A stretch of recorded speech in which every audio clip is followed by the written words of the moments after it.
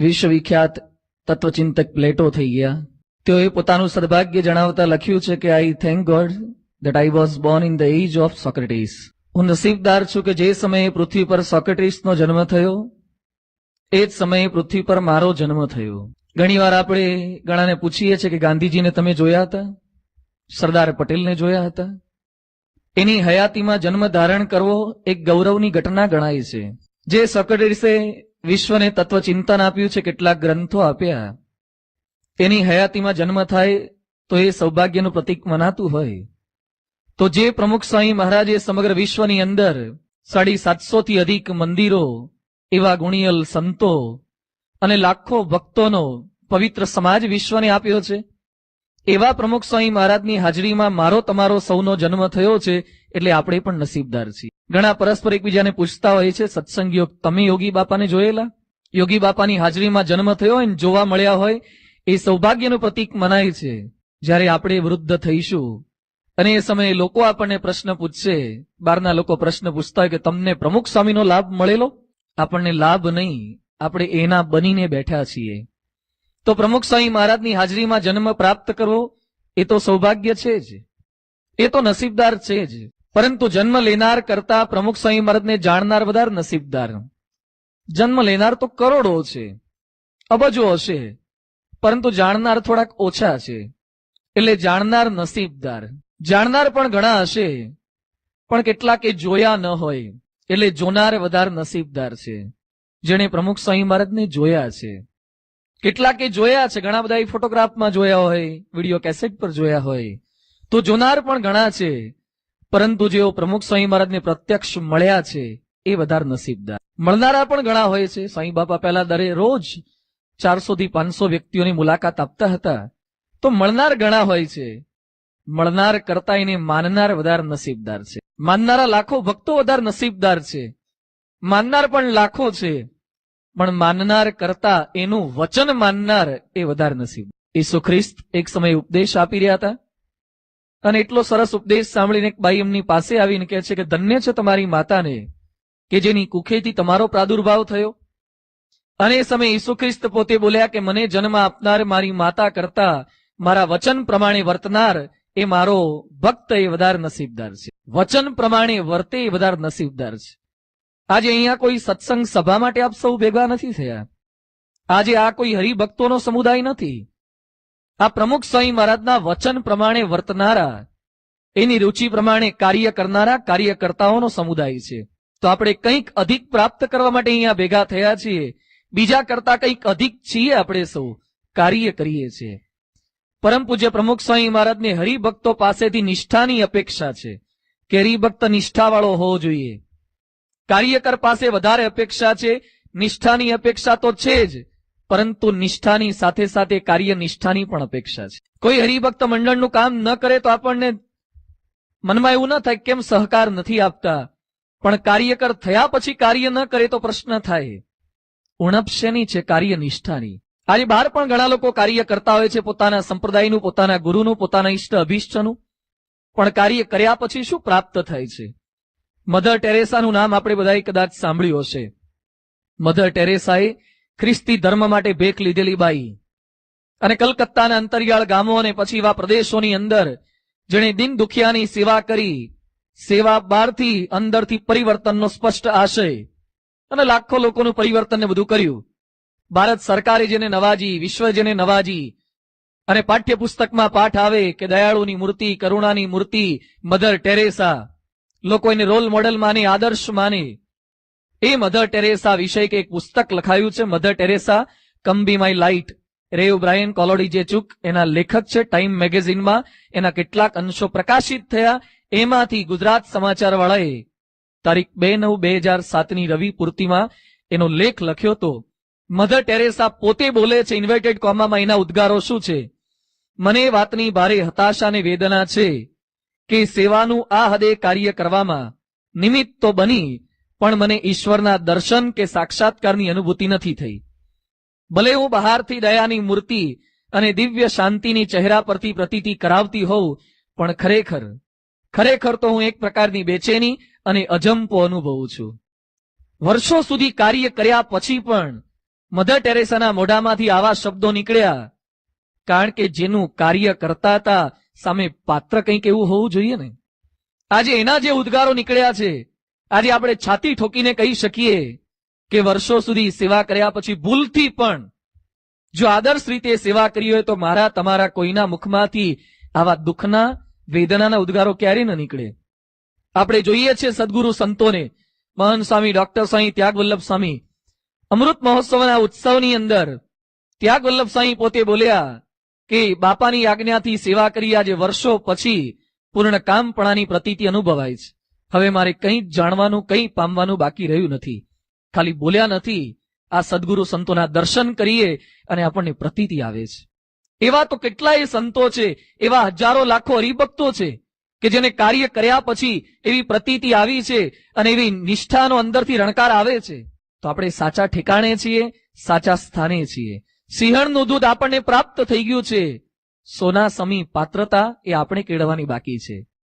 એકવાર કૃષ્ણ ભગવાન પાસે અશ્વત્થામા આવ્યો, કપટ કરી અને કૃષ્ણ ભગવાનને છેતરવા હતા. એટલે ત્યાં આવ્યો અને પછી કૃષ્ણ ભગવાન પાસે માગણી કરે છે, ભિક્ષાંદેહી. ભગવાન કે બોલો જે જોઈએ તે લઈ જાઓ. અને એ સમયે અશ્વત્થામા કહે છે આપનું સુદર્શન ચક્ર મને આપી દો. સુદર્શન ચક્ર ભગવાનનું આયુધ થોડું માગી લેવાય, પણ અશ્વત્થામાના મનની અંદર ખોટી દાનત હતી. ભગવાન કહે છે જાઓ લઈ જાઓ. અશ્વત્થામા સુદર્શન ચક્રને પકડીને ઊંચકવા ગયા. ઊંચકવાની વાત તો બાજુ પર રહી, 1 મિલીમીટર પણ ખસેડી ના શક્યા.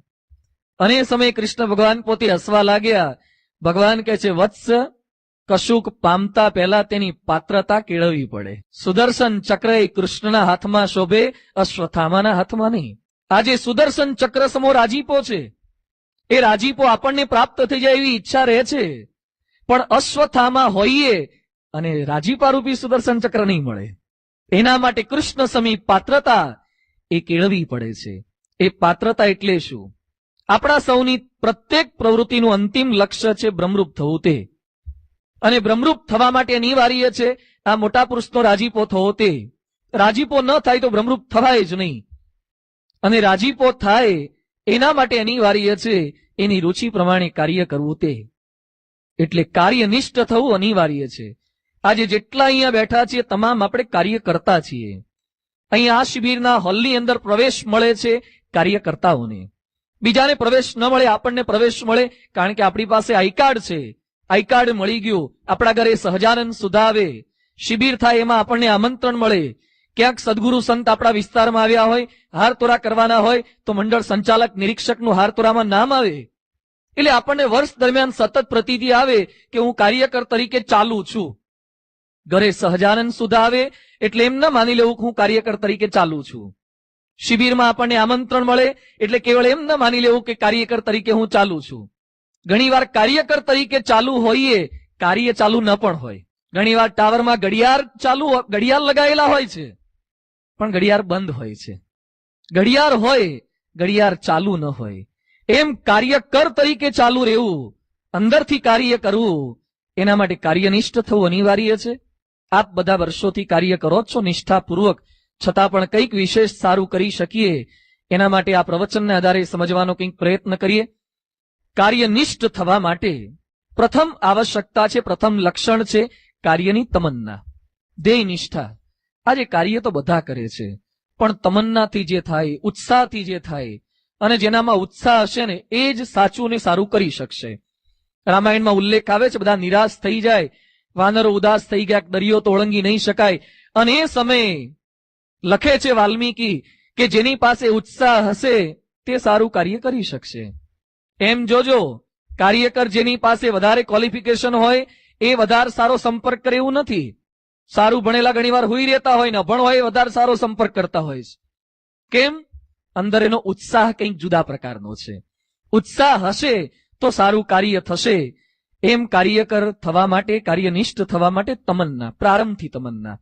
અને લોકોના મનમાં જે તમન્ના હતી, શહીદ ભગતસિંહનું નામ આપણે સૌએ સાંભળ્યું છે. શહીદ ભગતસિંહ એકવાર પોતાના ખેતરની અંદર ખાડો ખોદી અને કંઈક વાવતા હતા. એના દાદા અર્જુનસિંહ ત્યાંથી પસાર થતા હતા અને દાદાજીએ પ્રશ્ન પૂછ્યો, બેટા ક્યાં કર રહે હો?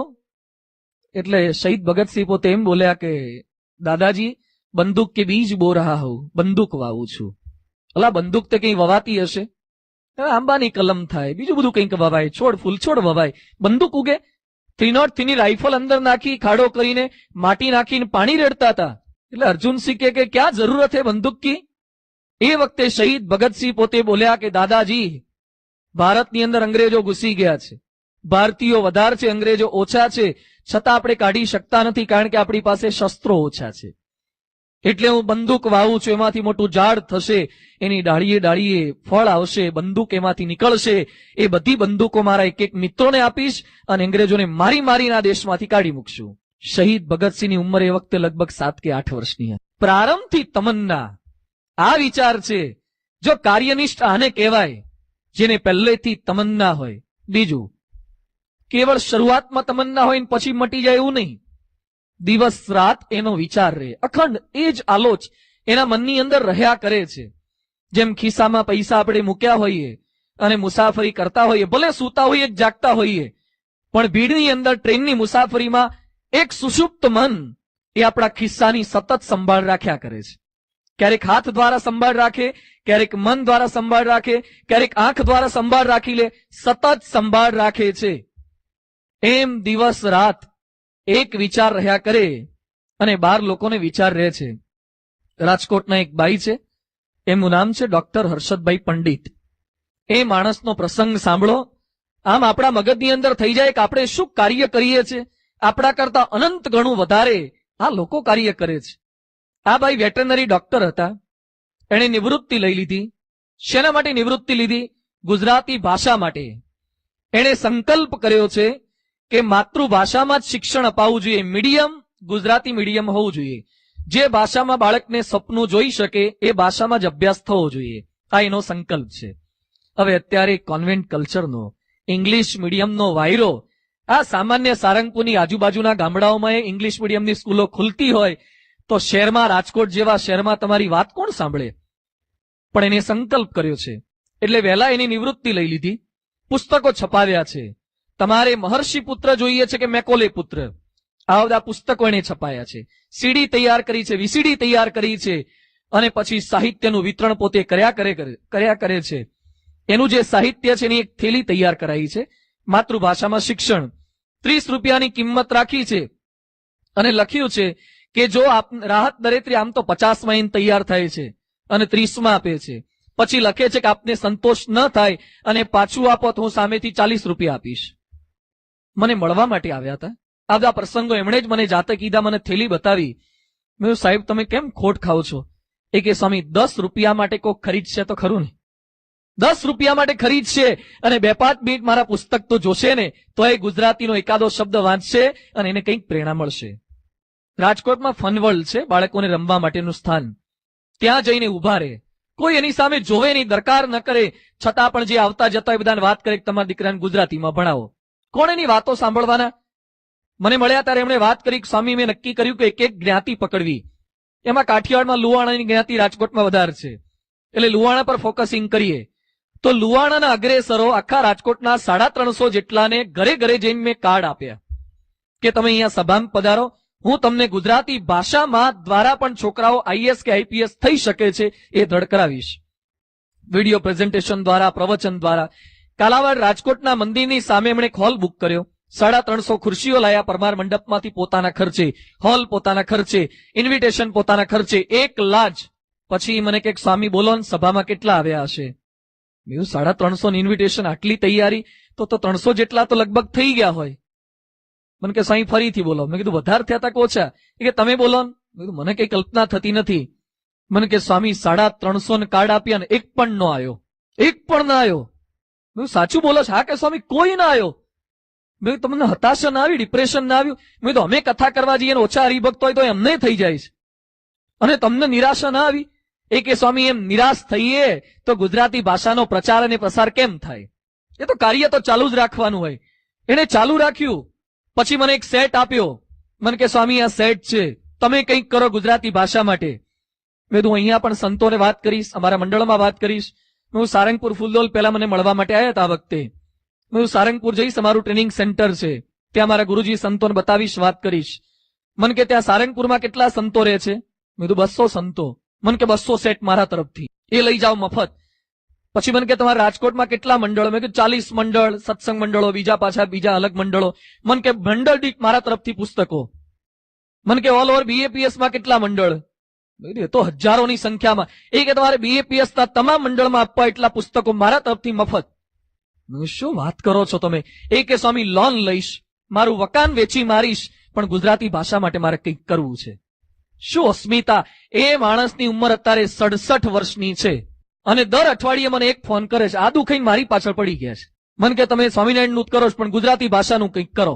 ઘડીએ ઘડીએ ફોન કર્યા જ કરે. એ કે તમારી સભામાં ગુજરાતી ભાષાની વાત કરો. વચ્ચે નવી સ્કીમ બનાવી, કોક મારા પુસ્તકો ખાલી વાંચે, મારી હાજરીમાં વાંચવાના, જે વાંચે એને 250 ગ્રામ ભજીયા કે ગોટા ખવડાવવાના. આવું કરે છે. ગુજરાતી ભાષા માટે જેને ભેખ લીધો છે, દિવસ રાત આ વિચાર રહે ને, એને કાર્યનિષ્ઠા કહેવાય, એને તમન્ના કહેવાય. મિત્રો, ખાલી શિબિરમાં આવીએ અને મનમાં વિચાર આવી જાય એ નહીં. દિવસ રાત અખંડ આના માટે ખપી જવાની, મરી જવાની, આમ ન્યોછાવર કરવાની ભાવના રહ્યા કરે, એને તમન્ના કહે છે. દેહની પરવા નહીં, હિંમત ન હારે. વિપરીતતાઓની વચ્ચે પણ આપણે ક્યારેક હિંમત હારી જઈએ છીએ, પણ જે ધ્યેયનિષ્ઠ હોય, જેના મનમાં તમન્ના હોય, હિંમત ન હારે. આ ઉત્તરાયણમાં બધાને અનુભવ થાય. ઉત્તરાયણમાં પતંગ ચગાવવાની જેને ખરેખર ઈચ્છા હોય ને, તમન્ના હોય ને, હિંમત ન હારે. પવન ના હોય ને, પોતાની સોસાયટીમાં પવન ન હોય તો બીજાની સોસાયટીમાં જઈને ચગાવે, પણ ચગાવે ખરો. ત્યાં ઝાડવા નડતા હોય તો જ્યાં ઝાડવા ન નડતા હોય એવી અગાશી પર જઈને પતંગ ચગાવે. તમન્ના હોય એટલે ચગાવશે જ. પવન નહીં હોય તો ઠુમકા મારી મારીને પણ પ્રયત્ન કરશે જ. તમન્ના હોય, પતંગ ચગે, કાર્ય થાય. એ હિંમત ના હારે. રાજસ્થાનમાં અલવર જિલ્લો છે, ખોહરી તાલુકો, એના એક ભાઈ છે, શ્યોરામ યાદવ એનું નામ. એ માણસની અત્યારે 67 વર્ષની, 65 કે 66 વર્ષની ઉંમર છે. એ 10મા ધોરણમાં ભણે છે આજની તારીખે. 66 વર્ષે 10મામાં છે ને ભણતા હોય? 10મામાં ભણે છે, હજી 66 વર્ષે નપાસ થાય છે. એને 45 થી 50 વાર 10મા ધોરણની પરીક્ષા આપી છે. 45 વાર. ધન્યવાદ કહેવાય, રાજસ્થાન વાળા આપવા દે છે. અને 45 વાર એને પરીક્ષા આપી છે. દર વખતે ગણિતમાં નપાસ થાય છે. એને સંકલ્પ કરે છે કે ગણિતમાં પાસ થવું જ છે, અને મહેનત કર્યા કરે, નપાસ જ થાય તોય. પાછો બીજો સંકલ્પ શું કર્યો છે કે જ્યાં સુધી 10મા ધોરણમાં પાસ ન થવું ત્યાં સુધી મારે લગ્ન નથી કરવા, તો હજી કુંવારા છે. તાળીઓ ન પડતા, એકાદી પ્રદક્ષિણા ફરજો એના માટે, પાસ થઈ જાય ને કંઈક ગોઠવાઈ જાય. પણ વાત શું કરીએ છે, આપણને આમ આનંદ થાય, પણ શું માણસની તમન્ના છે, કાર્ય કરવું છે, પાસ થવું છે. અરે હિંમત ના હારવાની હોય. સભામાં સંખ્યા ઓછી થાય ને હિંમત હારી જવાની, ન પણ સફળતા મળે, પણ એની વચ્ચે જે નિષ્ઠાવાન હોય એ કાર્ય કર્યા કરે છે, પરિસ્થિતિનો વાંક ન કાઢે. આજે મારા તમારી પરિસ્થિતિ કેવી છે? કાર્ય ન થાય એટલે પરિસ્થિતિનો વાંક. જેને કરવું છે એ ક્યારેય પરિસ્થિતિનો વાંક નથી કાઢતા. બાપા અમદાવાદમાં બિરાજમાન હતા, રૂમમાં હતા, પત્ર લેખન કરતા હતા. અચાનક લાઈટ ગઈ. હવે લાઈટ ગઈ એટલે પત્ર લેખન બાજુ પર મૂકી અને પગ લાંબા કરવાના હોય. આપણે શિબિરમાં લાઈટ જાય એટલી રાહ જ જોતા હોય ઘણા. તો લાઈટ જાય એટલે પગ લાંબા કરી દે, થોડા બગાસા કહી દે, આળસ મચડી દે, થોડા તો બહાર જઈ આવે. અંધારું થઈ જાય એટલે તો લાભ ઉઠાવવાનો હોય. સ્વામીએ લાઈટ ગઈ પછી પેલી ચાર્જેબલ બેટરી લાવ્યા, એના અજવાળે પત્ર લેખનની ક્રિયા ચાલુ રાખી. એ ડિસ્ચાર્જ થઈ ગઈ. અરે આ એક્સાઇડની બેટરીઓ ડિસ્ચાર્જ થાય, પ્રમુખ સ્વામીની બેટરી ક્યારેય ડિસ્ચાર્જ નથી થઈ. એમણે પોતાનું કામ ચાલુ રાખ્યું અને નાની બત્તી લાવ્યા. એ નાની બત્તીના અજવાળે સેવકે પકડી રાખી. પ્રમુખ સ્વામી મહારાજે પોતાનું પત્ર લેખનનું કાર્ય પૂર્ણ કર્યું. આને કહેવાય તમન્ના. પરિસ્થિતિનો વાંક નહીં. નહીં તો આ કે ઠંડી બહુ હતી એટલે સભામાં ન જવાયું, શરદી બહુ હતી એટલે ન જવાયું. જે વિપરીતતાની વચ્ચે પણ કાર્ય કરે, ટીકાથી ચલિત ન થાય, તમન્ના હોય, ટીકા કરશે. આપણે સાચા ને સારા હોઈશું તો એ સમાજ ટીકા કરશે. ભગતજી મહારાજ ગુણાતીતાનંદ સ્વામીના વચને ચૂનો પીલવા ગયા. લોકો ટીકા કરતા હતા, છતાં પણ કર્યું. આજે પ્રમુખ સ્વામી મહારાજને કોઈનું અહિત કરવાનો વિચાર નથી આવતો. એ પ્રમુખ સ્વામી મહારાજ માટે ખોટું બોલાય છે, ખોટું લખાય છે, ખોટું છપાય છે, દિવાલો ચિતરાઈ છે. અરે છેલ્લે છેલ્લે તો ગરડામાં પેલા લોકોએ પ્રમુખ સ્વામીની ઠાઠડી પણ બાળી છે. છતાં પણ પ્રમુખ સ્વામી મહારાજ પોતાની ટીકાથી સહેજ પણ ચલિત નથી થતા. ઘણીવાર આપણને મંડળમાં કોક હરિભક્ત ટીકા કરે કે નવાઈના કાર્યકર થઈ ગયા છો, કરતા તો આવડતું નથી, સાચવી શકતા નથી. એક બે હરિભક્ત કંઈક બોલી જાય ને આપણી હવા નીકળી જાય છે. અરે બોલે, સાચા હોઈએ, સારા હોઈએ તોય બોલે. છતાં પણ આપણે કોઈ હરિભક્ત ટીકા કરે, સંત ટીકા કરે, છતાં પણ આપણું કાર્ય છોડવાનું નથી. ટીકા તો કરે, કાર્ય આપણું ચાલુ રહે, આ તમન્ના છે. અને અંતિમ ક્ષણ સુધી કાર્ય ચાલુ રહે. હમણાં 26મી જાન્યુઆરી ગઈ, દેશ સેનાનીઓને આપણે યાદ કર્યા. પંજાબમાં એ સમય જયારે અંગ્રેજો હતા ત્યારે ચળવળ ચાલુ હતી અંગ્રેજોને કાઢવા માટે. એમાં લાલા લજપત રાયે આગેવાની લીધી અને કેટલાક માણસોનું ટોળું ભેગું કરી ઇન્કલાબ, એના બધા જિંદાબાદ ને ભારત માતા કી જય, ક્વિટ ઇન્ડિયા, એના સૂત્રોચ્ચાર કરતા કરતા કલેક્ટર કચેરી આગળ આવ્યા. અને અંગ્રેજ અમલદારે જોયું ફાયર. એના ઓર્ડર આપતા પહેલા તો ટીયર ગેસના સેલ છોડ્યા, ચાબુકો મારવાનું શરૂ કર્યું, લાઠીચાર્જ શરૂ કર્યું. કેટલાક ભાગી ગયા. છેવટે 12 જણા વધ્યા. એને તોપના નાળચે બાંધી અને મારી નાખવા એવો ઓર્ડર અપાયો. તોપના નાળચે બંધાવાનું હતું. ભૂકા બોલી જાય, માંસના લોચા નીકળી જાય, મરી જ જવાય. એટલે તોપના નાળચે 11 જણાને બાંધ્યા. આ લોકો સંકલ્પ કરીને આવ્યા હતા કે અંગ્રેજ કચેરી ઉપર જે અંગ્રેજોનો ધ્વજ છે એને કાઢી નાખવો છે અને ભારતનો ભગવો ધ્વજ ત્યાં ફરકાવવો છે. 11 ને બાંધી દીધા. હવે કોણ ફરકાવે? એમાં ટોળામાં એક નાનકડો છોકરો હતો 7-8 વર્ષનો. એ ત્યાંથી છટકીને ભાગ્યો, કચેરી પર ચડી ગયો પાટલા રસ્તેથી અને પેલો ધ્વજ ઉતારી નાખ્યો અને ભારતનો ફરકાઈ દીધો. અને દોરી ખેંચવા જતો હતો ત્યાં નીચેથી કોઈક અંગ્રેજ અમલદારની નજર પડી અને ફાયર ઓર્ડર આપ્યો અને બધી બંદૂકો એક દિશામાં. છોકરાનું આખું શરીર ચારણી જેવું કરી નાખ્યું, મારી નાખ્યો. છોકરો મરતા મરતા હાથમાં દોરી હતી, ભગવો ધ્વજ ફરકતો જતો હતો, એ ઉપર જતો ધ્વજ ઉપરની દિશામાં ગતિ કરતો હતો, છોકરો નીચે પડતો જતો હતો. એનો આત્મા ઉપર જતો હતો અને એની ચીસ નીચે આવતી હતી. એ ચીસમાં શબ્દો સંભળાતા હતા, ભારત માતા કી જય, ક્વિટ ઇન્ડિયા. મરતા મરતા પણ આ કાર્ય કરવું એને કાર્યનિષ્ઠા કહેવાય. આ કાર્યનિષ્ઠા, આવી તમન્ના મારા તમારા સૌના મનની અંદર આવે તો BAPS નું કાર્ય થાય છે. બીજી વસ્તુ છે, પ્રથમ લક્ષણ આ છે, કાર્યમાં તમન્નાથી કાર્ય કરો, ઉત્સાહથી કાર્ય. મોડી વાત નહીં, થાય એટલું કરીએ, ભગવાનના આશીર્વાદો થાય, એમનું બળ આપે એટલું થાય. ના થાય જ, ના કેમ થાય, કરવું જ છે. આ તમન્ના વાળી વ્યક્તિના મોઢામાંથી આવા ઉદ્ગારો નીકળે. બીજું છે કાર્યમાં પ્રમાણિકતા. પ્રમાણિકતા સાથે કાર્ય કરવું. આર્ય વર્તમાન કાળે દેશ વિદેશમાં આની કમી આપણને જોવા મળે છે, સચ્ચાઈની, પ્રામાણિકતાની. થોડાક સમય પહેલા એક ભારતીય મૃત્યુ પામ્યો અને પછી નરકમાં ગયો. ત્યાં નરકમાં ગયો તો બધા નરક હતા. એક અમેરિકાનું નરક, એક બ્રિટનનું નરક, એક ભારતનું નરક. બાર બોર્ડ માર્યા હોય, અમેરિકા નહીં, તમારા પાવીજેતપુર વાળા, બોડેલી વાળા અહીંયા બોર્ડ માર્યા છે ને, જે તે લાઈનમાં બેસે એમ ત્યાં બધા બોર્ડ મારેલા હોય કે અમેરિકાનું નરક. એ બધા લાઈનમાં ઉભા હોય. એમાં ભારતના નરક આગળ ઘણી લાઈન હતી, કારણ કે આપણે વસ્તી વધારો ને, એટલે ત્યાં બધી લાઈન ઘણી હતી. તો પેલા વિચાર કર્યો કે આપણે તો અહીંયા ટ્રાફિક બહુ છે, પણ સાથે મનમાં પ્રશ્ન એટલે થયો કે ભારતના માણસો તો ભારતના નરક આગળ ઉભા હતા, પણ અમેરિકા વાળા આપણી લાઈનમાં, બ્રિટન વાળા આપણા નરક આગળ ઉભા હતા. એટલે પ્રશ્ન થયો કે અમેરિકન એમ્બેસી માટે ભારતીયો અહીંયા ઇન્ડિયામાં ઉભા રહે ઠીક છે, પણ ભારતીય નરક માટે અમેરિકનો અહીંયા ઉભા રહે લાઈનમાં, આ કેવું? એટલે પૂછ્યું કે તમે લોકો અમારા નરક આગળ કેમ આવો છો? સજા કે અહીંયા ઓછી થાય? ના, કે સજા તો બધે સરખી થાય. શું થાય? એક ખુરશી પર 5 કલાક બેસવાનું, ઇલેક્ટ્રિક ખુરશી હોય અને કરંટ આપે, આંચકા આપે, મોઢામાંથી ફીણા નીકળી જાય, આવી આકરી સજા છે. બીજી સજા ખીલાની પથારી, 100 જેવા અણીદાર ખીલા, એના પર 10 કલાક સૂઈ રહેવાનું, એ સજા છે. ત્રીજી સજા એક પેલો આવે છે જલ્લાદ અને 100 જેટલા ચાબુક હંટર ફટકારે છે, આ ત્રીજી સજા. તો બધે સરખી જ છે કે સરખી? તો એ ભારતના નરક આગળ કેમ લાઈનમાં ઉભા છો? એક એમાં એવું છે કે ભારતના નરકમાં લાઈટના ધાંધિયા છે, એટલે ખુરશી છે પણ કરંટ આવતો નથી, એટલે એ તો ચિંતા ટળી ગઈ કે એમાં તો રાહત મળી જાય. પછી બીજું એક ખીલાવાળી પથારી, એક પથારી છે, ખીલા લોકો કાઢી ગયા છે, પથારી છે પણ ખીલા કાઢી ગયા છે. અને કે પેલો કોરડા તો ફટકારશે ને, એક આવે છે ખરો પણ મસ્ટર પર સહી કરીને જતો રહે છે, પ્રાથમિક શાળામાં સહી કરીને જતા રહે છે, ઘણા સહી કરવાય નથી જતા, કોકના પાસે કરાવે છે. આ દશા અહીંયા જેવું હોય એવું ઉપર થાય છે. આ પ્રમાણિકતાનો અભાવ, સચ્ચાઈનો અભાવ જોવા મળે, એની વચ્ચે આપણે કાર્ય કરવાનું છે સચ્ચાઈ સાથે. 100 में से 80 बेईमान फिर भी मेरा देश महान, એમ સૂત્રો નહીં. BAPS માં તો 100 કેવા? આબરૂદાર, પ્રમાણિક, સચ્ચાઈ વાળા. અને મહારાજને એ અપેક્ષા છે. વરતાલમાં મંદિર નિર્માણનું કાર્ય ચાલુ હતું અને મહારાજ કે આવો બેટીએ, પરમહંસો કે ગારો છે. મહારાજ કે ગારો નથી, આ તો ચંદન છે. મહારાજ બેટવા લાગ્યા અને કેટલાક મહારાજ એવા સુતા તે ઉઠી ઉઠીને આવી ગયા અને થોડું ઘણું ચોપડી અને ગોઠવાઈ ગયા લાઈનમાં. નજીક આ એટલે મહારાજ કે આ તો ગારો છે.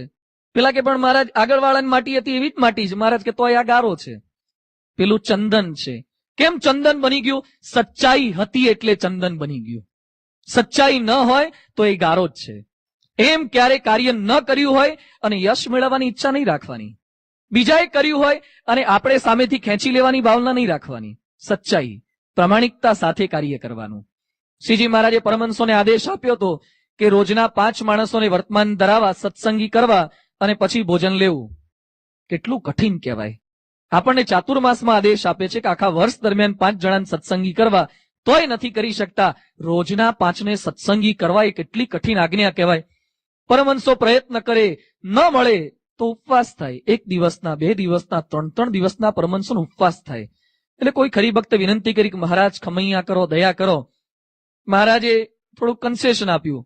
મહારાજ કે એક કામ કરવાનું, પ્રયત્ન કરવાનો, અને ના મળે, સાંજ સુધી ન મળે તો પછી ઝાડને કે ફૂલ છોડને વર્તમાન ધરાઈ દેવાના, એને સત્સંગી કરવાનો અને પછી જમવાની છૂટ. જો આપણને આવું કીધું હોય તો ઘણા તો હવારે પૂજા પછી પહેલું જ ઝાડ હોદે, પહેલો જ છોડ હોદે. તેમ નહીં, પહેલેથી છોડ નહીં હોદવાનો, પહેલા પ્રયત્ન કરવાનો અને પછી એ ફૂલ છોડને શોધવાના છે. એમ સચ્ચાઈ, પ્રામાણિકતા આ છે. સ્વાર્થની ગંધ નહીં પ્રામાણિકતાની અંદર. ઘણીવાર આપણા મનમાં નવા નવા હોય એમ તાર થાય કે BAPS નું આટલું કાર્ય કરીએ તો શું સુધારો થાય. અમારા રાજકોટના જ એક કાર્યકર્તા થોડાક મોડા પડ્યા, એટલે મેં એને કીધું કાર્ય કરો, આટલું સરસ સંપ્રદાય, આવા ગુરુ આપણને પ્રાપ્ત થયા છે. એ કે સ્વામી આટલા વર્ષોથી કાર્ય કરું છું, ન તો મારું શરીર સુધર્યું, ન તો મારી આર્થિક સ્થિતિ સુધરી, કોઈ ફેરફાર થતો નથી. ડાયાબિટીસ છે, સહેજ પણ ઓછું થતું નથી. મેં કીધું ઠાકોરજીને પ્રાર્થના કરીશું. એ કે બધા સંતો પ્રાર્થનાની વાત કરે છે પણ કશો ફેરફાર થતો જ નથી. પ્રાર્થના કરીશું, પ્રાર્થના કરીશું, કઈ ફેરફાર થયો? જો મોડા પડી જવાય છે, કારણ કે કાર્ય કરે છે પણ સાથે અપેક્ષા એવી રાખીને કાર્ય કરે છે કે હું કાર્ય કરું તો બાપા મારા ઘરનું સાચવી લે, હું કાર્ય કરું તો બાપા મારી આર્થિક સ્થિતિ સાચવી લે, હું કાર્ય કરું બાપા મારી શારીરિક સ્થિતિ સાચવી લે. એ સાથે નહીં, બદલાની ભાવના નહીં, સચ્ચાઈ, મારે મારી રીતે કાર્ય કરવું છે, સ્વાર્થની ગંધ નહીં. મહાત્મા ગાંધીજી સાબરમતી આશ્રમમાં રહેતા હતા. એમના દીકરા મોટા હરિલાલ, હરિલાલની દીકરી રામી અને રામીના પતિ કુંવરજી પારેખ, એને ટીબી થઈ. એટલે આરામ કરવા માટે સાબરમતી આશ્રમમાં આવ્યા. 6 મહિના રોકાયા, તબિયત સુધરી ગઈ. પછી પોતાના ઘરે પહોંચ્યા. ગાંધીજી લેટરની અંદર લખતા હતા કે 6 મહિના અહીંયા રોકાયા, એનું બિલ આટલા રૂપિયા થયું છે, મોકલી આપજો. એટલે કસ્તુરબા જોઈ ગયા. કસ્તુરબા કે ગાંડા થયા છો, દીકરાની દીકરીના ઓછા કઈ બિલ લેવાય? આપણા ત્યાં આવ્યા તેનું બિલ થોડું લેવાનું હોય. એ વખતે ગાંધીજી પોતે બોલ્યા, આ મહાત્મા ગાંધીજીની, આ બાપુજીની સંપત્તિ નથી, આ તો લોકોનો આશ્રમ છે. આને સચ્ચાઈ કહેવાય, આને પ્રામાણિકતા કહેવાય. એમ આપણા મનની અંદર પણ આવી પ્રામાણિકતાની ભાવના હંમેશા રહ્યા કરે, એ સચ્ચાઈ છે. કાર્ય કર્યા કરવાનું પ્રામાણિકતા સાથે.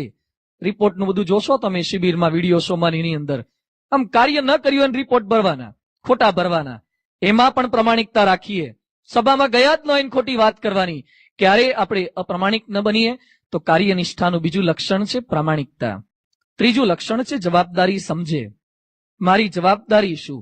નરેન્દ્ર મોદી 2002ના ઇલેક્શન વખતે અમદાવાદમાં એક બૂથ પર ગયા અને નરેન્દ્ર મોદીએ પૂછ્યું પેલા કર્મચારીને કે દોસ્ત, આ વખતે ચૂંટણીમાં તારો એજન્ડા શું છે?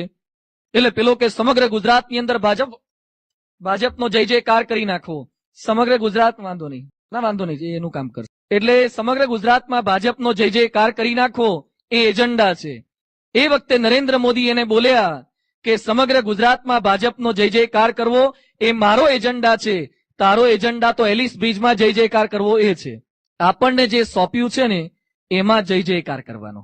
સમગ્ર BAPS નો વર્લ્ડમાં જય જયકાર કરવો એની વાત તો પ્રમુખ સ્વામી કરશે, પણ તમારો એજન્ડા ભાવનગરમાં જય જયકાર કરવો ને એ તમારો એજન્ડા છે. એને રંગવાની વાત એ આપણે કરવાની, એ આપણો એજન્ડા છે. જવાબદારી સમજવાની.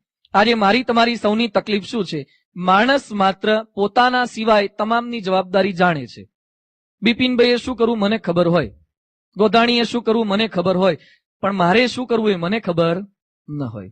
બધાની જવાબદારી આપણને, મંડળ સંચાલકને, નિરીક્ષકે શું કરવું એ ખબર હોય.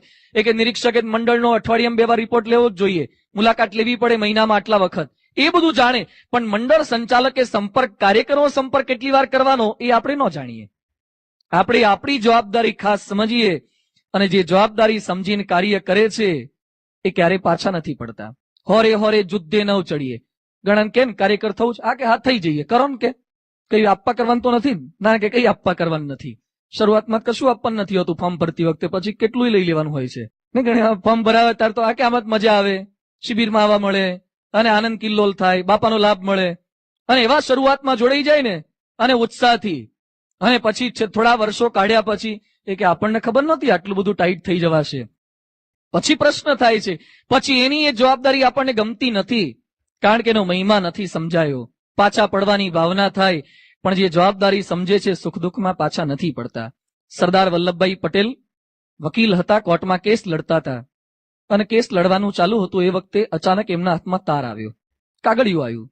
સરદારે તારનો સંદેશો વાંચ્યા પછી ખમીસના ખિસ્સામાં નાખી દીધો અને કેસ લડ્યા, કેસ જીતી બતાવ્યો. એ સમયે સરદારના મિત્ર પોતે બોલ્યા, mister Patel, what was the matter? શું હતું સંદેશામાં? સરદારે બતાવ્યો, એના મિત્રે વાંચ્યું. ચિઠ્ઠીમાં તારમાં લખ્યું હતું કે તમારા ધર્મપત્નીનું મૃત્યુ થયું છે. એ સમયે સરદાર પટેલની ઉંમર 25 વર્ષની હતી, તો એના પત્ની નાના હતા. 25 વર્ષની ઉંમરે પોતાના ધર્મપત્ની મૃત્યુ પામી જાય છતાં પણ જે કેસ લડી શકતા હોય, જીતી બતાવી શકતા હોય, એને કાર્ય નિષ્ઠા કહેવાય. આ તો બે દિવસની શિબિરમાં કેટલી વાર ઘરે કોલ કરી દીધા હશે, એ કે આવવાના જ છીએ, ફાવે જ છે, ઘરે કેમ છો ને, ઘરે સારું છે ને, તમારા વગર ઘણું સારું જ છે, ત્યાં બધા મજામાં જ છે. ઘણા કહેતા હોય રોકાઈ જ જજો જો રાખે તો. આ કાર્ય નિષ્ઠા, અહીંયા આયા પછી એના વિચાર ના આવે. આ જવાબદારી સમજીને સુખ દુઃખમાં પાછા ન પડે. પ્રલોભન આવે, સુખ આવે. હર્ષદભાઈ ચાવડા મંદિરોના પથ્થરની જવાબદારી સંભાળતા હતા. અક્ષરધામનો પ્રોજેક્ટ ચાલુ હતો. ઝી ટીવી વાળા ત્યાં આવ્યા અને પછી કે છે મારો 40 કરોડનો પ્રોજેક્ટ છે, તમે સંભાળો. એમને લાખો રૂપિયા મળતા હતા. એ કે 2005 પછી આવજો. કેમ? એ કે 2005 સુધી અક્ષરધામના કામમાં હું એંગેજ છું, રોકાયેલો છું, ત્યાં સુધી કોઈ કામ સંભાળી નહીં શકું. એ કે પણ સાથે સાથે આ થોડું કરજો ના, કે એક જ જવાબદારી, સાચી રીતે વફાદારીથી જવાબદારી. એમ આપણને જે મંડળની જવાબદારી સોંપી છે એમાં વચ્ચે વિક્ષેપ કરે એવો કંઈ સ્વીકાર ન થાય. જવાબદારી સમજીને કાર્ય થાય. પૂર્ણ ન થાય ત્યાં સુધી કોઈ વિરામ નહીં. પૂર્ણ કરવાની નિષ્ઠા સાથે કામ કરવાનું. વારે વારે કહેવું ન પડે પાછું. યોગી બાપા કહે છે કે એમને શાસ્ત્રીજી મહારાજ એક વાર કીધું કે તમારે મજૂરોને રોટલા ઘડીને ખવડાવવાના. 300 રોટલા ઘડતા તે યોગી બાપા. કલ્પના તો કરજો. હવે સારંગપુરમાં મેં ટ્રેનિંગ સેન્ટરમાં રોટલીઓ ઘડતા અને 1 કલાક રોટલીઓ કરીએ ને થાકીને ઠૂસ થઈ જવાય. બધા મંદિરમાં 1500 હરિભક્તોની રોટલીઓ વણવાની હોય અને બધું આ કેટલાય સંતોની ટીમ હોય. યોગી બાપા એકલે હાથે રોજના 300 રોટલા, અને એ પાછા 40 વર્ષ સુધી. તમારા ઘરવાળાને એકવાર તો ખેલ કરાવો 300 રોટલાના, ખબર પડશે કે એમના ઘડાય છે એક દિવસમાં 300 રોટલા. અઘરું છે, 40 વર્ષ સુધી કર્યું. યોગી બાપા કહે છે અમને શાસ્ત્રીજી મહારાજે એક વાર કીધું પછી કહેવું પડ્યું નથી. આને કહેવાય જવાબદારી સમજ્યા કહેવાય. આપણે કહીએ કે અમને એક વાર કીધું, એ કીધું, પછી કહેતા જ નથી, કારણ કે કર્યું જ ન હોય. ક્યાંથી કે ઠેકાણું જ ન હોય કામમાં, એટલે કહેવાનું મન જ ન થાય કે આને શું કહેવું, એક વાર તો હપ્યુત કરતો જ નથી. એમ નહીં, કહેવું જ ન પડે. આ જવાબદારી સમજેલાની ભાવના કહેવાય. દેહ મૂકે પણ જવાબદારી ન ચૂકે. સુખ દુઃખ આવે, વિપત્તિ આવે, લોકો ટીકા કરે છતાં જવાબદારી ન મૂકે. સાથે સાથે દેહ મૂકવાની ઘડી આવી જાય છતાં પણ જવાબદારી ન મૂકે. મુક્તાનંદ સ્વામી મહારાજના આદેશથી ગ્રંથ લેખનની સેવા કરતા હતા. અનેક વાર લખતા લખતા મુક્તાનંદ સ્વામીના હાથમાંથી પેન પડી ગઈ. નિત્યાનંદ સ્વામી જોઈ ગયા કે મુક્તાનંદ સ્વામીની તબિયત આવી થઈ ગઈ છે, વૃદ્ધ થઈ ગયા, છતાં પણ લખવાની સેવા ચાલુ રાખે છે. એ સમયે નિત્યાનંદ સ્વામી કે સ્વામી રહેવા દો, હવે આપનું શરીર સાથ નથી આપતું, શા માટે આટલો ભીડો ઉઠાવો છો? મુક્તાનંદ સ્વામી કે મહારાજ મને આદેશ કરીને ગયા છે કે જિંદગીના છેલ્લા શ્વાસ સુધી તમારે સત્સંગના લેખો લખવાની, ગ્રંથ લખવાની સેવા સંભાળવી. હું કઈ રીતે મૂકી શકું? મારી જવાબદારીનો ત્યાગ, મહારાજનો આદેશ છે ત્યાં સુધી કઈ રીતે મૂકી શકું? નિત્યાનંદ સ્વામી કે પણ તમારે ગડપણ આવ્યું છે, હવે તો મૂકી જ દેવાય. એ કે ના, કે નિત્યાનંદ સ્વામી ન મુકાય મારાથી. નિત્યાનંદ સ્વામી કે સ્વામી તમે મૂકો, હું જવાબદારી સંભાળીશ, હું ગ્રંથ લેખનની સેવા સંભાળીશ. ખરેખર સંભાળશો ને? હા, કે સંભાળીશ. ત્યાર પછી મુક્તાનંદ સ્વામી ગ્રંથ લેખનની સેવા જવાબદારી છોડી બીજાને સોંપી. એમ કાર્યકર મિત્રો આજે આપણે ભેગા થયા છીએ ને, ડિસેમ્બર આવ્યો નથી અને સંતો પર ફોન આવ્યો, સ્વામી કંઈક કરો ને, નવી પેઢીને તક આપો ને, બહુ થયું, બહુ કાર્ય કર્યું. મૂકવાનો વિચાર ન કરશો ક્યારે. મુક્તાનંદ સ્વામી જેવી ધડતા, જ્યાં સુધી એક નિત્યાનંદ તૈયાર ના થાય ત્યાં સુધી ક્યારે નિવૃત્તિ લેવાનો વિચાર ન કરવો. એક નિત્યાનંદ પહેલા તૈયાર કરવો. અને હાથમાંથી કલમ પડી ગઈ મુક્તાનંદ સ્વામીનો છેલ્લે, આ તો ઘણા પહેલેથી પાડી નાખે, પાડવાની નહીં પાછી. હાથમાં થમ્સઅપની બોટલ પકડાઈને કલમ ન પકડાય? તો છેલ્લા શ્વાસ સુધી આ કલમ પકડી શકાય ત્યાં સુધી આ BAPS નું કાર્ય કરવાનું છે. અને અત્યારે વર્તમાન કાળે પ્રમુખ સ્વામી મહારાજ કરી રહ્યા છે. 87 વર્ષે આજે પત્રો લખે છે. હમણાં જ રાજકોટના એક હરિભક્તની તબિયત ખરાબ હતી, બાપાઈને બોલાયા, જે સંભાળ રાખે છે, પત્ર લખે છે, 4-4 પાનના 5-5 પાનના પત્રો. આજની તારીખે હમણાંના પ્રસંગો તમને કહું છું. અને આજે પત્ર લખતા તમે એમને જોવો ને બાજુમાં ઉભા હોઈએ ને આપણને દયા આવે છે. બાપા લખતા હોય ને 87 વર્ષે એમના હાથ જે ધ્રુજે છે, એકવાર અક્ષર ખોટો પડે ફરતી પાછો ચેકવાનો, કર્યા કરવાનો. શું જવાબદારી સમજ્યા છે પોતાની?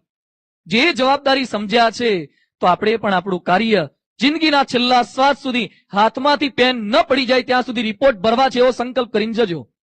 છેલ્લે સુધી રિપોર્ટ ભરવા છે, છેલ્લે સુધી નોંધપોથી બરાબર ભરવી છે. આ જવાબદારી સમજ્યા કહેવાય. તો જવાબદારી સમજીને કાર્ય કરે. અને ચોથું લક્ષણ છે કઠોર પરિશ્રમ, સખત અને સતત મહેનત. સફળતાના શિખરો મહેનત વગર સિદ્ધ નથી થતા. આપણને લાગે આપણે પણ કંઈક આવું થઈ જઈએ. બિલ ગેટ્સની વાત સાંભળી આપણને બિલ ગેટ્સ મનવાના વિચાર આવે. બિલ ગેટ્સ કેટલો પૈસાદાર છે, વોશિંગ્ટન પાસેનો બંગલો છે, એની દિવાલો જ સ્ક્રીન છે. ઘણા ઘરમાં ટીવી નહીં હોય. બિલ ગેટ્સના ઘરમાં ટીવી નથી, એની બધી દિવાલો જ ટીવી છે. સ્વિચ પાડે એટલે આ દિવાલ પર દેખાય, પાછળ દેખાય, આ બાજુએ દેખાય, દિવાલો જ ટીવી થઈ જાય. આટલો અબજોપતિ માણસ છે. એનું જે ધર્માદાનું ફંડ છે $27 અબજ. 27 અબજ એનું ધર્માદાનું ફંડ છે. માસિક ધર્માદો 151 રૂપિયા નથી કાઢતો, પણ આટલું $27 અબજ ધર્માદાનું ફંડ છે. આટલી કક્ષાએ પહોંચ્યો. બિલ ગેટ્સને પૂછ્યું તમારી સફળતાનું રહસ્ય? એ કે સખત અને સતત પરસેવો. લેબમાં સૂઈ રહેતો હતો, અઠવાડિયા સુધી ખાધા વગર પડ્યો રહેતો હતો, ત્યારે આ સ્થિતિએ પોતે પહોંચી શક્યો છે. એમ આપણે સખત મહેનત કરવાની. પણ અત્યારે કેવી વૃત્તિ છે? ઓછી મહેનતે વધારે માર્ક કેમ મળે? Text in 2 days. અપેક્ષિત. ઓછી મહેનત કરવાની, ઓછું વાંચવાનું અને વધારે માર્ક મેળવવાના. આ જ વૃત્તિ કાર્યકર તરીકે, અમારા સંત તરીકે પણ આવે. ઓછી સેવા કરીએ અને બાપાને રાજીપો કેમ થાય? એવો કંઈક ઉપાય બતાવો ને. ઓછી સેવાથી જાજો રાજીપો ન થાય. પૂર્ણ સેવા, પૂર્ણ રાજીપો, પૂર્ણ મહેનત, પૂર્ણ રાજીપો. એમ આપણે કાર્ય કરવાનું છે. રિટાયરનો વિચાર નહીં. અને માણસો કાર્ય કરે છે. RSS માં પેલા ગોલવલકરજી ગુરુજી થઈ ગયા, દાઢીવાળા, કદાચ ફોટો જોયો હોય તો. એ ગુરુજીની વૃદ્ધાવસ્થા આવી છતાં કાર્ય કરતા હતા. એટલે સેવકોએ વાત કરી, સ્વામીજી આપ ગરડા થઈ ગયા, હવે તો કામ ઓછું કરવું જોઈએ. ગોલવલકરજીએ દ્રષ્ટાંત શું આપ્યું કે કોઈક વ્યક્તિ પરીક્ષામાં બેઠો હોય, વર્ગખંડમાં, પરીક્ષા ખંડમાં 3 કલાકનું પેપર હોય તો પહેલી 15 મિનિટમાં સ્પીડ એની ઓછી હોય. અને જયારે 2.5-3 કલાક પૂરા થઈ જાય પછી એની સ્પીડ કેવી વધે? ઘડીએ ઘડીએ ઘડિયાળ સામે જોવે, લખવા માંડે, ઊંચું એને જોવે અને પ્રયત્ન કરીને લખ્યા જ કરે. એને એક જ લક્ષ્ય હોય કે કેમ કરીને પૂરું થઈ જાય ટાઈમ પહેલા. એમ કે શરૂઆતમાં તો ઓછું કામ થાય તો ચાલે, પણ જેમ જેમ ગરડા થઈએ એમ મૃત્યુની ટાઈમ લિમિટ આવે એ પહેલા આપણું આ કામ પતાઈ દેવાનું છે. ગડપણમાં કામ વધે, ગડપણ આવે એમ કાર્યનિષ્ઠા વધે, ઘટે નહીં.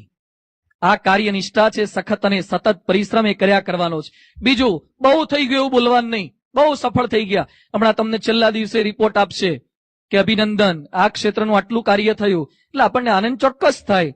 પણ એમ નહીં બોલવાનું, વિચાર પણ નહીં કરવાનો બહુ થઈ ગયું. સચિન તેંડુલકરનો ઇન્ટરવ્યુ આવ્યો તો ઇન્ડિયા ટુડેમાં 28 ડિસેમ્બર 2005 પ્રભુ ચાવલાએ પ્રશ્ન પૂછ્યો કે आपके प्रदर्शन से संतुष्ट है? सचिन तेंदुलकर पोते शू बोलिया? अच्छा बल्लेबाज कभी अपने प्रदर्शन से संतुष्ट नहीं होता. पिछले 16 साल से मैं यही कर रहा हूं और जीवन के अंत तक यही करता रहूंगा. આપણે પણ સચિન બનવાનું છે. BAPS ના રેકોર્ડ આપણા જ તોડ્યા કરવાના. આપણે જે કંઈ સારું કાર્ય કર્યું હોય એના કરતા અધિક કરવાનું. અને એમાં પણ જે સારું કાર્ય કરતા હોય, સખત મહેનત કરતા હોય એના તરફ નજર રાખવાની. જે ઓછું કરતા હોય એના તરફ નહીં. જેમ સવારે અત્યારે શિયાળાનો માહોલ છે અને એમાંય તમે રૂમમાં સૂતા હોય, એમાંય રજઈ મળી હોય અને ઓઢીને સૂતા હોય ને આખી રાત જે હૂંફ ભેગી થઈ હોય ને ગરમી, સવારે ઉઠવાનું મન ન થાય, છતાં સાયરનો વગાડે એટલે આપણે મોઢું ખોલીને આમ બહાર કાઢીને જોઈએ અને જોઈએ તો રૂમમાં 2-3 જણા સૂતા હોય એટલે આપણને થાય હજી તો 2 સૂતા જ, ભલે ઓઢીને પાછા હુઈ જાય. જે સૂતા સામે જોશે ને એ ક્યારે ઉઠી નહીં શકશે, પણ જોવાનું કે 2 જણા તો બ્રશ કરવા માંડ્યા છે ને એક તો પૂજા કરવા માંડ્યો, તો ઉઠવાનું મન થશે. જે બ્રશ કરવા લાગ્યા છે, જેની પૂજા પૂરી થવાઈ છે, એના સામે નજર હોય તો રજઈ છોડવાનો વિચાર આવશે, પણ 1-2 જે સૂઈ રહ્યા હોય એના સામે નજર હોય તો રજઈ છોડવાનો વિચાર નહીં આવે. જે સખત મહેનત કરે છે એના સામે નજર. આપણા મંડળમાં કેટલાક ઢીલા હોય પણ એના સામે નજર નહીં. જે સખત અને સતત પુરુષાર્થ કરે છે એના સામે નજર. અને અંતિમ મુદ્દો છે નિયમિતતા. નિયમિતતા સાથે કાર્ય કરવાનું છે. ભારતનું રાષ્ટ્રીય પક્ષી કયું? રાષ્ટ્રીય પ્રાણી વાઘ. રાષ્ટ્રીય ચિહ્ન પેલો અશોકનો શિલાલેખ કે છે એમ ભારતનો રાષ્ટ્રીય રોગ કયો? આળસ. શું? આળસ. ભારતનો રાષ્ટ્રીય રોગ છે. થશે, ચાલશે, જોઈશું, થાય એટલું કરશું, કઈ નક્કી નહીં, થાય એટલું કરીએ, આ બધી ભાવના આ આળસના ઉદ્ગારો છે. પણ આળસ નહીં, નિયમિતતા સાથે કાર્ય કરવાનું છે. ઘણી વાર નહીં શિયાળો આવીને ઘણા સંકલ્પ કરે, કોકને દોડતા જોવે ને આ વખતે શિયાળામાં રોજ દોડવા જવું છે અને બૂટ લઈ આવે, એવું ચડ્ડી લઈ આવે અને પછી સંકલ્પ કરે પહેલા દાડે તો ઉઠી જાય વહેલો અને એકાદો રાઉન્ડ મારી આવે, પછી કે એકાદ દાડો ના જઈએ ચાલે, હજુ આળસી જવાય. રોજ બૂટ પડ્યા રે, દોડવા ન જ જાય. ઘણા ઘરમાં દવાઓ જોઈ નથી, લેવાનું મન નથી, દવાઓ એટલી ભેગી કરે ને, શરદીની દવા, ઉધરસની દવા અને માથાની દુખાવાની દવા, મેડિકલ સ્ટોર જેટલું ઘરમાં થઈ જાય પણ એક કઈ ટાઈમે ન લે. નિયમિત ન રહેવાય. એમાં દવામાં નિયમિત, કસરતમાં નિયમિત, એમ આમાં સત્સંગ પ્રવૃત્તિમાં નિયમિત. આ શિબિર પૂરી થશે ને એટલે તમને છેલ્લે છે ને એક શૌર્ય ગીત વગાડવામાં આવે છે. એટલે શૌર્ય ગીત વર્ષોથી આપણે સાંભળીએ, સંતો ઉભા થઈને તમે ઉભા થાવ અને એટલું ગીત એવું અદભુત વાગતું હોય છે ને કે અક્ષર પુરુષોત્તમના ગાને ગગન ભરી દઈએ. એટલે ઉભા હોય ને તો ઘણા જોઈએ ને, ઘણા મુઠ્ઠી વાળતા હોય ને આમ પછાડતા હોય ને કે હવે તો કંઈક કરી નાખવું છે, આમ આમ બાપા માટે કંઈક કરી નાખવું છે. અને આ શબ્દો એવા છે ને કે આ દેહથી શું ન થાય, માથું આપી દઈએ બાપા માટે. અને જેવા બસમાં બેસે ને અને પાછું કોણ જાણે એવી હવા નીકળી જાય છે. આ આપણા વિસ્તાર સુધી આ ગીત પહોંચતું જ નથી. અહીંયા જેનો અવાજ ચાલે છે છેક સુધી જે પહોંચાડવું, હવા નીકળી જ જાય છે. નિયમિતતાથી કાર્ય નથી થતું.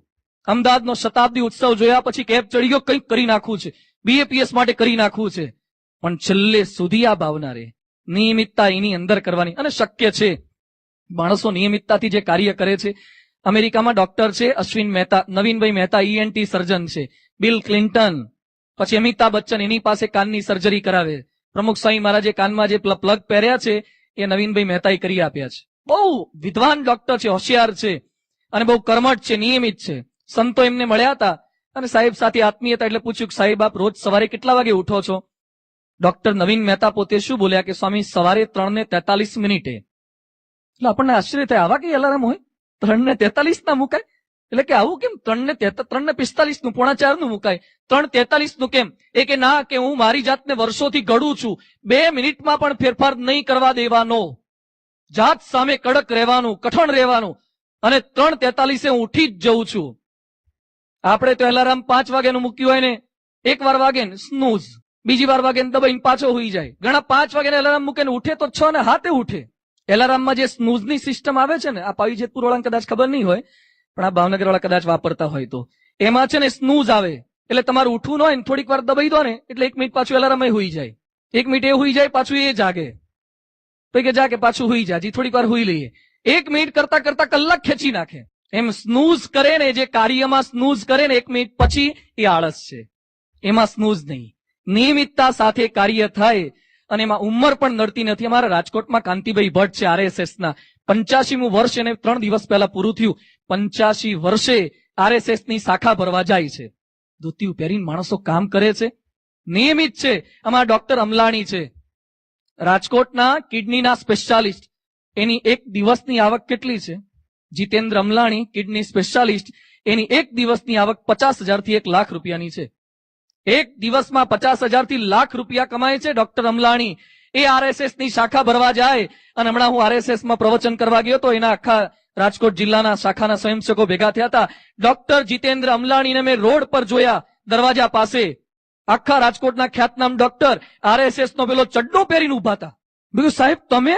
એ કે હા સ્વામી, હું આરએસએસ નો સ્વયંસેવક છું અને મને આ જવાબદારી સોંપી છે, હું નિયમિત આરએસએસ માં જાઉં છું. શું કાર્ય કરે છે માણસો! એમ આપણે પણ નિયમિત થઈ એ કાર્ય કરવાનું છે. અને જેને કરવું છે એને કઈ નડતું નથી, મૃત્યુ પણ ન નડે. ક્રાંતિકારી રામપ્રસાદ બિસ્મિલ થઈ ગયા અને ભારતીય પ્રવૃત્તિ કરતા અંગ્રેજો વિરુદ્ધ, એટલે એને ફાંસીની સજા ફટકારવામાં આવી. જે દિવસે ફાંસીની સજા આપવાની હતી એટલે અંગ્રેજ અધિકારી કહેવા ગયો કે ચાલો તમને ફાંસીની સજા ફટકારવાની છે અને તમારે હવે માછડે લટકવાનું છે. એ સમયે જોવા ગયો તો પેલી કોટડીમાં ઉભા ઉભા આ ક્રાંતિકારી રામપ્રસાદ બિસ્મિલ એ કસરત કરતા હતા. દંડ બેઠક કરે ને, પુલઅપ્સ કરે ને, ઉપ બેઠક કરે ને. એટલે પેલા પૂછ્યું, ભાઈ તમારે તો આજે ફાંસીની સજા થવાની છે તોય કસરત કરો છો? એટલે મરી જ જવાનું કસરત કરાય? ઘણા તો આમાંય નથી કરતા. આ તો જે દિવસે ફાંસીની સજા હોય એ દિવસે કસરત થાય, એ દિવસે કસરત કરતા હતા. એટલે રામપ્રસાદ પોતે શું બોલ્યા? જ્યાં સુધી શ્વાસ રહે ત્યાં સુધી હું મારા આદર્શો મુજબ જીવવા માંગુ છું, તો એમાં નિયમિતતાનો ભંગ શા માટે કરું? આને નિયમિતતા કહેવાય, આને આ દ્રઢતા કહેવાય. એમ બાપા આપણને સંદેશ આપે છે, રોજનું કામ રોજ, હાલનું કામ હાલ, અત્યારનું કામ અત્યારે. આ નિયમિતતા સાથે આપણે કાર્ય કરવાનું છે, કમિટમેન્ટ સાથે કાર્ય કરવાનું છે. અને જો ખરેખર મનની અંદર કૃત નિશ્ચય થઈશું, થશે કામ. આપણે એમ માનીએ છીએ કે આપણે સામાન્ય છીએ, અભણ છીએ. ક્યારે મિત્રો એમ માનતા જ નહીં કે આપણામાં શક્તિ ઓછી છે. એક સામાન્ય આદિવાસી અભણ પણ કાર્ય કરી શકે છે, જો મનમાં ઉત્સાહ, કમિટમેન્ટ હોવું જોઈએ કે મારે બાપા માટે કંઈક કરવું છે. અને આપણી પાસે શક્તિ છે. ડોક્ટર સાંઈ બોલાવે છે, મારામાં અનંત શક્તિ છે. ઋગ્વેદ કહે છે, અયમ મે હસ્તો ભગવાન અયમ મે ભગવત્તર. મારા આ હાથમાં આખા બ્રહ્માંડને, પૃથ્વીને બદલી નાખવાની શક્તિ છે. દરેકના હાથમાં આ શક્તિ પડેલી છે, પણ મનમાં નક્કી કરવું પડે. ઇટાલીની જેને સ્વતંત્રતા અપાવી એનું નામ જોસેફ મેગ્ઝેની હતું. એણે પોતે બહુ સરસ વાત કરી છે. It is not that the gun that fights. શું વાત કરે છે? બંદૂકો ક્યારે ઝઘડતી નથી, બંદૂકની પાછળ રહેલા હાથ ઝઘડે છે. બંદૂક ઝઘડતી નથી, બંદૂકની પાછળ જે હાથ હોય છે ને એ હાથ ઝઘડે છે. પછી શું વાત કરે છે? It is not only that hand fights but the heart behind it. હાથ પણ ઝઘડતા નથી, એ હાથની પાછળ રહેલું હૃદય ઝઘડે છે. યુદ્ધનો પ્રારંભ પહેલા મનમાં થાય, પછી તનમાં થાય, ને પછી વતનમાં થાય. યુદ્ધ પહેલા મનમાં, પછી તનમાં, અને પછી વતનમાં. એમ કાર્યનિષ્ઠાનો પ્રારંભ પહેલા મનમાં થાય. મનમાં થાય તો મહેનત આવે, હાથમાં થાય. અને જો મહેનત થાય તો મંડળમાં ફેરફાર થાય, મંડળમાં ફેરફાર થાય, ક્ષેત્રમાં ફેરફાર થાય, ક્ષેત્રમાં ફેરફાર થાય તો મધ્યસ્થ કાર્યાલયના આંકડામાં ફેરફાર થઈ જાય. શરૂઆત ક્યાંથી કરવાની છે? કોનાથી? પોતાનાથી, મારાથી હું શરૂઆત કરીશ. એમ આજે આપણે સૌ પણ